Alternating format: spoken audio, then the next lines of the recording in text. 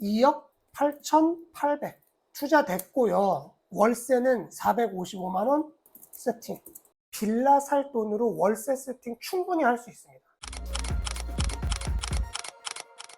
여러분들이 가장 좋아하시는 평생 월세 받는 건물주, 그것도 빌라 살 돈으로 건물주에 도전하는 물건을 오늘 같이 검토를 해볼게요. 지역도 나날이 발전하는 곳이니까 그것도 관심 있게 보시면 좋을 것 같아요. 지상 1층부터 4층까지 총 4개 층으로 구성이 된 다가구 주택입니다. 1층에는 근린 상가가 있어서 상가주택이고요. 상가가 포함되어 있으니 대출 비율도 꽤 높다고 볼 수가 있겠죠. 월세 수익 중에서 가장 중요한 것이 바로 이 방 개수인데요. 방 개수가 18명한테 월세를 받을 수 있어요. 대략 월세를 계산해 보면 월 800만 원 이상이 가능할 것 같습니다. 이런 통건물은 한두 푼도 아니고 나랑은 상관이 없는 얘기구나 라고 생각을 하시는 분들이 정말 많으실 건데요. 낙찰을 받아서 한번 운영을 해보시면 생각만큼 큰 돈이 들어가지는 않습니다. 보다 나은 미래를 위해서 지금 공부를 좀 해두시면 도움이 될 것 같아요. 저희 11월 27일 평일 다가구반을 시작을 하게 됐으니까 평생 월세 받는 건물주가 되시고 싶으시다면 언제든 연락 주시기 바랍니다. 물건 살펴보도록 할게요. 오늘은 물건 검색을 하는 시간이니까 빠르게 설명을 해드리도록 하겠습니다. 사건 번호는 23타경 5877번이고요. 충남 아산시 온천동에 있습니다. 천안 아산까지는 안 보시는 분들도 꽤 많은데요. 부동산은 내가 투자할 수 있는 투자금에 따라서 지역을 좀 선별을 할 필요가 있습니다. 내가 자본금이 너무 적다고 해서 그냥 너무 저렴하기만 한 지역을 골라서는 안 되고요. 미래 가치가 있는지, 사람들이 모여드는 지역인지 이런 것들을 종합적으로 판단을 하셔야 되는데 천안에는 산업단지도 많고요. 그리고 앞으로 생길 산업단지들도 많이 있습니다. 그래서 사람들이 계속 유입이 될 그런 지역이에요. 그러니까 천안 아산도 열심히 보시기 바랍니다. 토지 면적은 137평, 건물 면적은 245평. 꽤 큰 규모의 건물입니다. 보통 수도 경기권에서 다가구들을 올리는 땅 평수가 보통 80평에서 90평 정도가 보통이거든요. 그런데 지금 137평이니까 땅 평수가 넓고 건물도 큰 건물입니다. 위치 한번 보도록 할게요. 온양 온천역이 있고요. 온양 온천역에서 우리 물건지까지 거리는 약 한 1km 정도가 됩니다. 그리고 우리 물건지 인근에는 고등학교랑 중학교가 있고요. 물건지 바로 위쪽으로 아산법원이 있습니다. 오른편 동쪽으로는 모종지구 도시개발계획구역이 있고요. 그리고 더 동쪽으로는 배방역, 배방역 위로는 그 아산탕정 디스플레이 산업단지가 있고요. 배방역에서 더 동쪽으로는 탕정역, 이렇게 있는 걸 보실 수 있습니다. 그리고 지금 보시면 배방역 쪽으로도 산업단지가 계획되어 있는 것들이 있어요. 천안하고 천안 아산은 산업단지가 계속 늘어나고 있습니다. 이 위에도 있죠. 인구들이 계속 모여들고 있는 지역이에요. 이런 지역에 18칸에서 월세를 받을 수 있는 다가구 건물이다 라고 보시면 될 것 같습니다. 우리 물건지 로드뷰로 한번 볼까요? 우리 건물의 모양은 이렇게 생겨 있어요. 옆에 있는 건물이 보통 우리가 보는 10년 차쯤 되어 있는 그런 대리석 마감의 건물이고요. 근데 우리 건물은 조적 마감되어 있는 것처럼 보이는 마감재를 쓴 그런 건물이다. 1층에는 상가가 있습니다. 근데 지금 현재는 비어져 있는지 안 비어져 있는지는 제가 임장을 못 가봐가지고 정확하게 알 수는 없어요. 근데 경매지에 올라와 있을 때 당시에는 임대가 안 나가 있는 걸로 봐서는 현재도 임차에는 없을 것 같습니다. 우리 왜 상가 공부할 때 제가 말씀드리잖아요. 경매가 진행 중인 상가에는 아무도 들어오지 않아요. 일반 주택도 마찬가지죠. 그렇기 때문에 내가 입찰하고자 하는 경매 물건에 공실이 있다고 해서 그거에 대해서 이 자리는 좋네 안 좋네 라고 생각을 하실 필요는 없어요. 조사를 따로 하셔야 됩니다. 1층 상가는 비워져 있고, 그리고 진입도로 잘 되어 있고, 건물 안으로 들어가는 주차장까지 들어가는 길도 잘 되어 있다. 우리 건물 꼭대기를 봤더니 중계기가 있죠. 요거는 월세와 별도로 통신사에서 일정 금액을 받고 있을 겁니다. 큰 금액은 아닐 수 있어요. 그래도 한 칸 정도의 월세 정도는 더 받고 있다라고 생각을 하시면 될 것 같습니다. 한 요 정도 나와야 조금 상가처럼 보여진다라고 생각을 하시면 될 것 같아요. 투썸도 들어와 있고 들어와 있죠. 사진 한번 보도록 할게요. 빠르게 보겠습니다. 전체적인 모습이고요. 그 모습이고 코맥스 도어키퍼대로 잘 되어 있고 코맥스 비디오 폰 잘 되어 있고, 현관 모습도 방화문으로 잘 되어 있고, 도어락 같은 경우에는 조금 고급 도어락을 달지는 않았어요. 하지만 쓰는 데는 아무 문제 없을 것 같습니다. 타일도 크게 문제는 없어 보이고요. 방문이 많죠. 그리고 지금 보면 405호 출입문이 일반 다른 층에 있는 출입문하고 다릅니다. 이건 뭐예요? 아, 주인 세대인가 보다 라고 보시면 좋을 것 같아요. 이 주인 세대가 따로 있다는 거, 큰 집이 따로 있다는 건 엄청난 장점입니다. 그리고 1층 상가는 비워져 있는 것 같다라고 보시면 될 것 같고, 건축물 내부 개방도는 제가 따로 다운을 받았으니까 그거는 제가 보면서 설명을 좀 해드릴게요. 건물 바깥에서 봤을 때 제시의 건물이 있다. 요거는 알고 계시면 좋을 것 같습니다. 그리고 별다른 문제는 없습니다. 자, 그러면 가장 중요한 건 안에 몇 칸이 있고 우리는 안에서 얼마를 받을 수 있느냐가 중요하잖아요. 그거에 대해서 좀 정리를 해보도록 할게요. 이런 토지를 포함한 건물을 살 때 가장 중요하게 봐야 될 건축물 대장 한번 열어볼게요. 자, 건축물 대장을 열어봤더니 가구 수가 19가구예요. 호실수가 아니고 가구수입니다. 그렇다는 얘기는 뭐다? 다가구 주택이다. 우리 다가구하고 다중하고 차이점 알고 계시죠? 다중은 취사가 불법이다. 다가구는 취사가 불법이 아니다. 그렇다는 얘기는 지금 서울에서 다중주택 정도가 되어야 뽑을 수 있는 반개수를 천안 아산에서 17가구를 뽑았다 라고 보시면 될 것 같아요. 1종 지구단위 계획구역이고요. 지상 4층 건물입니다. 1층에는 근생이 하나가 있고요. 2층 다가구, 3층 다가구, 그리고 4층 다가구, 그리고 옥탑이 하나가 있습니다.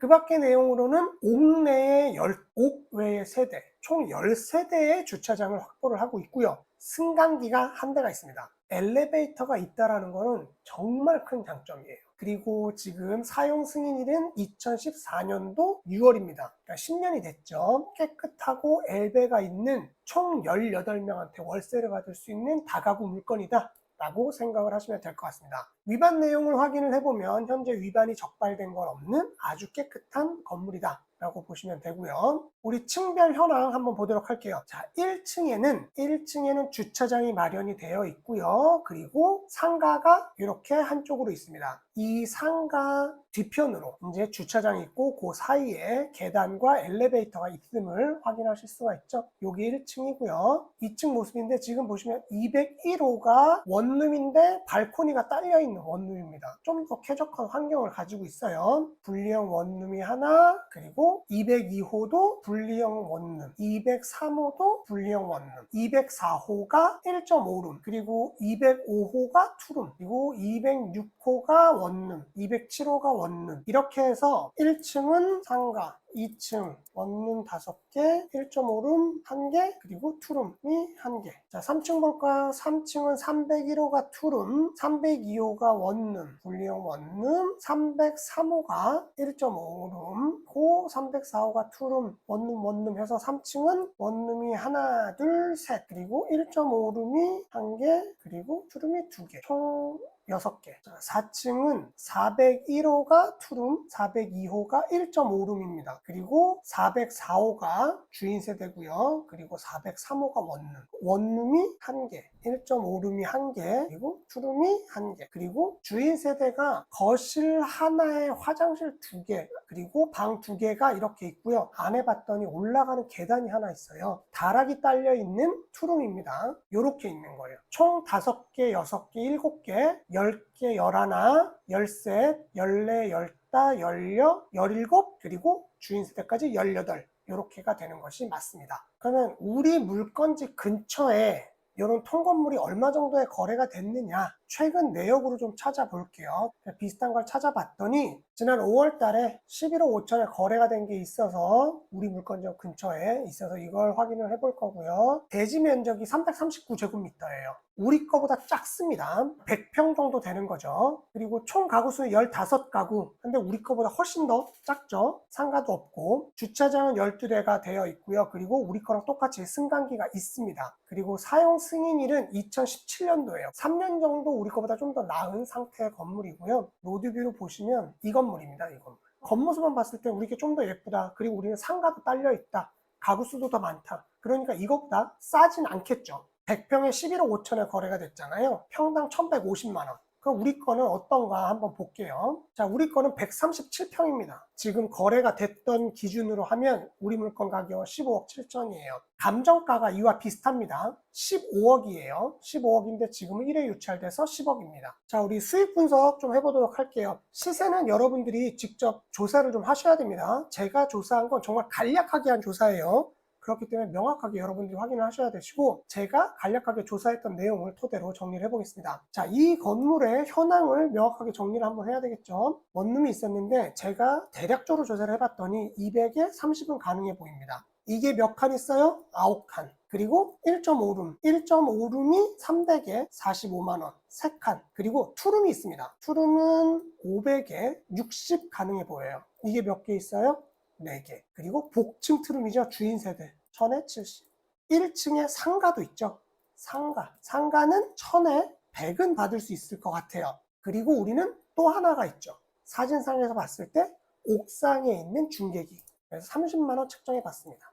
그러면 우리가 받는 총 보증금하고 월세가 6,700에 815만원. 여기에 중계기 30만원 더해지니까 845만원.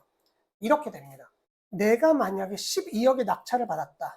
12억 낙찰을 받았으면 취득세는 그냥 4% 정도 계산해서 4,800만원. 그리고 대출. 대출은 80% 실행해서 9억 6천. 9억 6천 대출이 나올 건데요. 우리는 여기서 6,700만원을 우리는 갚아줄 거란 말이에요. 그래서 남은 대출은 8억 9천. 이 정도가 남게 될 거고요. 이렇게 되면 대출 이자가 얼마냐? 5.3% 정도 계산하면 390만원 좀 넘어갈 거예요. 월세 얼마 받았어요? 845만원. 그러면 845만원 빼기 390만원. 한 달에 455만원. 그러면 자, 내 투자금 얼마 들었어요? 12억에 낙찰받아서 9억 6천 대출 받았으니 2억 4천 들어갔죠. 2억 4천 들어갔고 4,800만원. 그러면 2억 8,800 투자됐고요. 월세는 455만원 세팅. 이렇게 되는 겁니다. 우리 지금 서울, 경기, 역세권, 빌라, 엘베 딸린 빌라예요. 3억 5억. 빌라 살 돈으로 월세 세팅 충분히 할 수 있습니다. 지금 초반에도 말씀드렸지만 이게 내가 건물주가 되는 게 엄청 큰 돈이 필요하다고 생각을 하세요. 물론 서울, 경기, 역세권 뭐 좋은 거, 삐까뻔쩍한 거 이런 거 보면 네, 많이 들어갑니다. 그런데 실질적으로 그렇게 많이 안 들어가는 것들도 많아요. 그리고 우리는 경매라는 방법을 통해서 지금 15억짜리를 12억에 낙찰이 된다라는 가정이지만 낙찰받으면 시세 차익 3억. 이렇게 적은 금액으로도 월세를 받을 수 있는 그런 물건들이 있어요. 물론 돈이 많으면 서울 경기를 하겠지만 서울 경기에 할 수 없다 그러면 미래 가치가 충분한 다른 지역에 투자를 하셔야 됩니다. 그렇게 세팅을 하셔야 돼요. 초반에 말씀드렸지만 이렇게 다가구 세팅하고 싶으신 분들은 저희 11월 27일 날 출발하는 다가구 평일반에 한번 수업을 들어보시기 바랍니다. 이 물건 같은 경우는 하나 짚어봐야 될 게 있는데 말소 기준 권리보다 빠른 임차인이 하나도 없어요. 다 말소 기준 권리보다 늦으신 분들입니다. 우리가 인수해야 되는 사람은 없지만 조금 신경을 써야 될 게 있습니다. 그게 뭐냐면 외국인이에요. 외국인의 대항력을 얘기하는 게 아닙니다. 체류 현황을 보면 총 7분이 지금 외국인 체류로 잡혀 있어요. 그러다 보니까 외국인이다 보니까 우리가 대화를 하고 명도를 하고 그리고 인도 명령하고 하는데 조금의 어려움과 난이도가 조금은 생길 수가 있습니다. 협상하는데 좀 힘들 수 있어요. 그래서 이런 부분까지 전부 다 금액에 녹여서 입찰을 하시기 바랍니다. 경매가 궁금하긴 한데 혼자 하기 힘드셨던 분이시거나 아니면 경매를 배웠지만 낙찰을 못 받으셨던 분들, 이런 분들은 연락 주시기 바랍니다. 지금 저희는 이론을 최대한 줄이고 실전형으로 수업을 하고 있습니다. 그래서 외부 임장이 더 많아요. 충분히 여러분들께 도움이 될 거라고 생각하고요. 관심이 있으신 분들은 아래에 더보기를 눌러서 확인을 하시거나 위에 전화번호로 전화 주시면 상담 도와드리도록 하겠습니다. 긴 영상 시청해 주셔서 감사드리고요. 그리고 매주 수요일 날 따로 라이브로 강의를 하게 될 거니까요. 관심 있으신 분들은 알람 설정까지 해두시면 좋을 것 같아요. 감사합니다.